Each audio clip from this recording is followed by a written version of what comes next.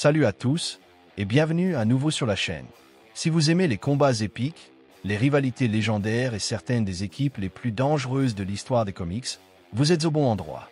Aujourd'hui, on va passer en revue les 10 meilleures équipes de super-vilains de Marvel et DC.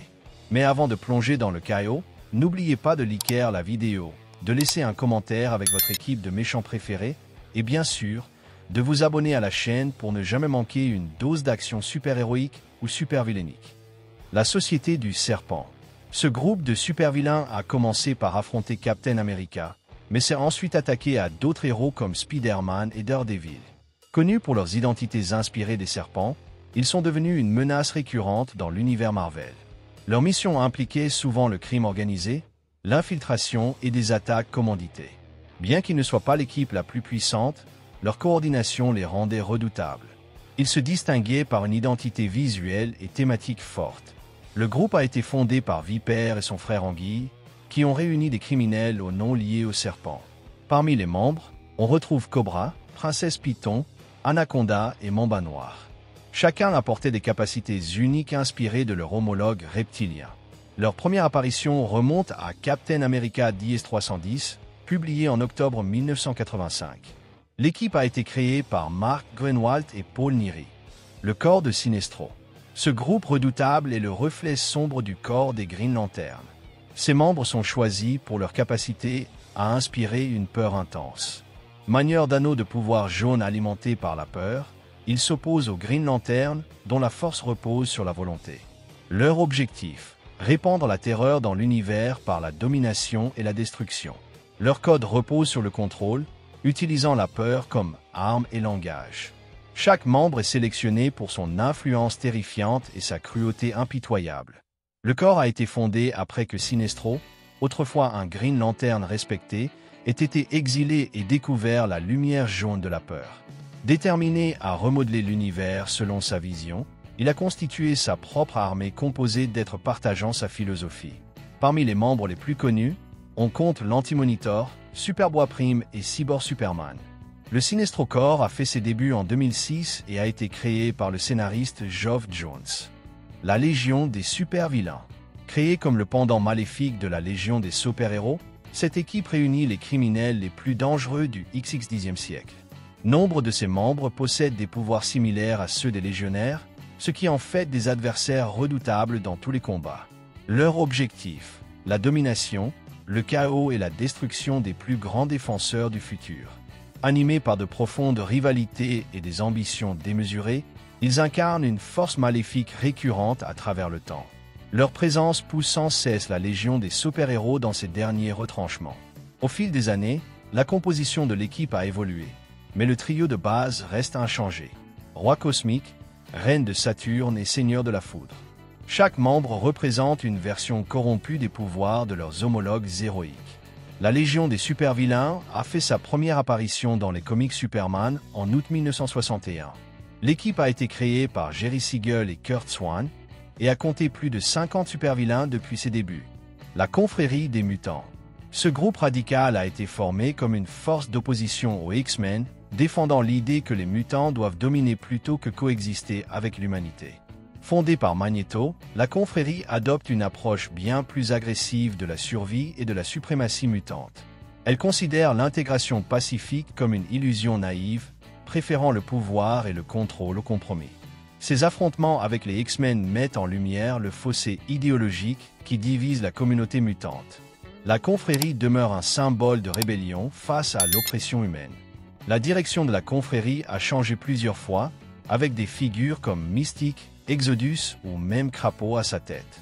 Parmi ses membres, on retrouve des mutants redoutables tels que le Fléau, Pyro, Dent de Sabre, Black Tom Cassidy, ainsi que les anciens Vengeurs Vif-Argent et la Sorcière Rouge. L'équipe a fait ses débuts dans X-Men DS4 en 1964, créé par Stan Lee et Jack Kirby. Son héritage est étroitement lié aux épreuves les plus sombres vécues par les X-Men. La Galerie des Larrons. Ce groupe unique de super-vilains partage un objectif commun, vaincre Barry Allen, alias Flash. Bien que beaucoup de ses membres soient considérés comme des menaces de second rang individuellement, leur véritable force réside dans leur esprit d'équipe et leur loyauté les uns envers les autres. Contrairement à la plupart des équipes de méchants, la Galerie des Larrons suit un code d'honneur strict. Ils agissent rarement seuls et évitent de tuer, sauf en dernier recours. Leur unité fait d'eux l'un des dangers les plus persistants pour Central City. Les membres principaux incluent Captain Cold, Mirror Master, Heatwave, Weather Wizard et Trickster, entre autres. Chacun apporte des compétences spécifiques, et ensemble, ils forment une équipe équilibrée et redoutable. Leur engagement envers les règles et les tactiques de groupe les distingue clairement des autres groupes de super-vilains. La Galerie des Larrons est apparue pour la première fois dans les comics The Flash en septembre 1965 et a figuré dans plus de 150 numéros depuis. La Suicide Squad. Cette équipe en perpétuelle évolution est principalement composée de super-vilains recrutés pour exécuter des missions secrètes à haut risque pour le compte du gouvernement. En échange de leur participation, ils se voient offrir une réduction de peine, mais leur survie n'est jamais garantie. Chaque mission implique un danger que personne d'autre n'oserait affronter, rendant l'escouade à la fois sacrifiable et indispensable. Leur nature imprévisible ajoute une tension constante à chacune de leurs opérations. L'échec signifie souvent la mort, et le succès n'offre pas forcément la liberté. L'équipe a été formée par Amanda Waller, la directrice impitoyable de l'Argus, convaincue que les criminels peuvent servir les intérêts du gouvernement pour les basses besognes. Si la première version a vu le jour en 1954, la Suicide Squad moderne a été remaniée dans les années 1980 par le scénariste John Ostrander. Avec le temps, elle a accueilli un large éventail de super-vilains de DC, de Ditcho à Harley Quinn. L'escouade reste l'une des équipes les plus brutales et moralement ambiguës de l'univers DC. La Ligue d'Injustice.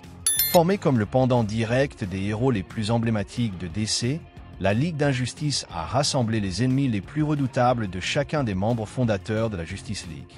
Leur objectif était simple, éliminer la Ligue de Justice et s'imposer comme force dominante. Grâce à leur puissance brute et à une planification stratégique méticuleuse, ils sont allés plus loin que la plupart des méchants dans leur quête de victoire totale. Leur niveau de menace égalait celui des héros qu'ils affrontaient. Dirigée par Lex Luthor, l'équipe comptait parmi ses membres des figures dangereuses comme le Joker, Dr. Light, Mirror Master, Ocean Master, Circe et Jem, fils de Saturne. Leur puissance combinée les rendait presque invincibles, jusqu'à ce qu'un rebondissement révèle que le Joker était en réalité Ralph Dibny, alias l'homme élastique, infiltré sous couverture.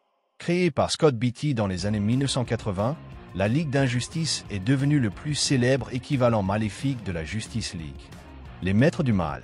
Les Maîtres du Mal comptent parmi les équipes de super-vilains les plus dangereuses et les plus efficaces de l'histoire des comics. Fondée à l'origine par le Baron Zemo, l'équipe a connu plusieurs dirigeants, dont Ultron et le Docteur Octopus. Mais c'est sous la direction de Helmut Zemo, le second Baron Zemo, que le groupe a atteint son apogée. Sous son commandement, ils sont parvenus à détruire le manoir des Avengers avant de se faire passer pour des héros sous le nom des Thunderbolts, gagnant ainsi la confiance du monde tout en dissimulant leurs véritables intentions. Au fil des ans, l'équipe a rassemblé de nombreux criminels notoires comme Moonstone, Egghead, Boomerang, Black Knight, Fixé, Radioactive Man, Absorbing Man et bien d'autres encore. Les Maîtres du Mal sont apparus pour la première fois dans Avengers DS6 en 1964, créé par Stan Lee et Jack Kirby. Leur héritage demeure marqué par la puissance, la tromperie et une rivalité constante avec les plus puissants héros de la Terre. Les Six Sinistres. Les Six Sinistres font partie des équipes de super-vilains les plus redoutables de Marvel, toujours en train de comploter pour éliminer Spider-Man. Créés par le Docteur Octopus, leur objectif principal a toujours été de détruire l'homme araignée, bien qu'ils se soient affrontés avec d'autres héros comme Iron Man, Captain America et même les Avengers. Leur combinaison de pouvoirs puissants et de stratégies impitoyables fait d'eux une menace constante pour Spider-Man et quiconque se mettra en travers de leur chemin. La composition originale comprenait le Docteur Octopus, Vulture, Electro, Sandman, Kraven le Chasseur et Mysterio. Au fil des années, l'équipe a connu de nombreuses variations, certaines versions comptant jusqu'à 16 membres. Apparus pour la première fois en 1964, les Six Sinistres ont été créés par Stan Lee et Steve Ditko et sont depuis devenus une figure emblématique de la galerie des vilains de Spider-Man.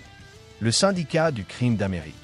Le Syndicat du Crime d'Amérique est le miroir sombre de la Justice League, originaire d'une terre parallèle où presque tous les héros de DC sont des vilains. Ce groupe représente la menace ultime pour le multi-V, car ses membres possèdent les mêmes pouvoirs que ceux de la Justice League, mais avec des intentions bien plus brutales et dangereuses.